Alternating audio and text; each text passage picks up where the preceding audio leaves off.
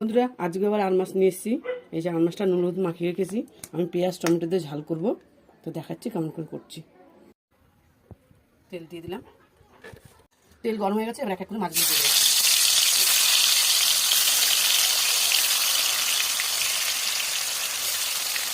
হালকা মাছটা হালকা ভাজা হয়ে গেছে, এবার তুলে নিচ্ছি।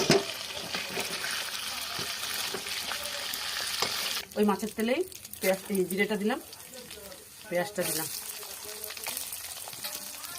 পেঁয়াজটা ভেজে নিই। পেঁয়াজটা ভাজা হয়ে গেছে। এর আমি কাঁচা পাকা টমেটো দেবো। এখানে আছে আদা বাটা, কাঁচা লঙ্কা বাটা, আদা কাঁচা লঙ্কা, একটু হালকা পেঁয়াজ বেটে দিচ্ছি, অল্প একটু।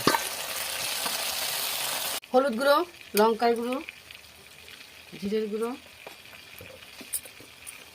লবণ, একটু হালকা জল, ভালো করে এটা কষাবো। দেখো সুন্দর কষানো হয়ে গেছে। এবার আমি জল দেবো।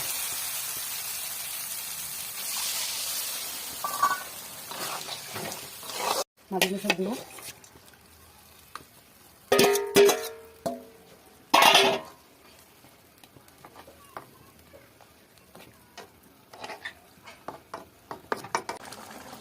আর মাছের ঝাল হয়ে গেছে। এবার আমি ধনেপাতা দিয়ে দেবো। আর তোমরা গরম মশলাও দিতে পারো, যারা গরম মশলা খায়। আমরা তো গরম মশলা খাই না, তাই আমরা ধনেপাতা দিই। দেখো মাখা মাখা করে করেছি, একটু ঝোল রাখিনি। এরকম করে তোমরা খেয়ে দেখো, খুব ভালো লাগবে খেতে।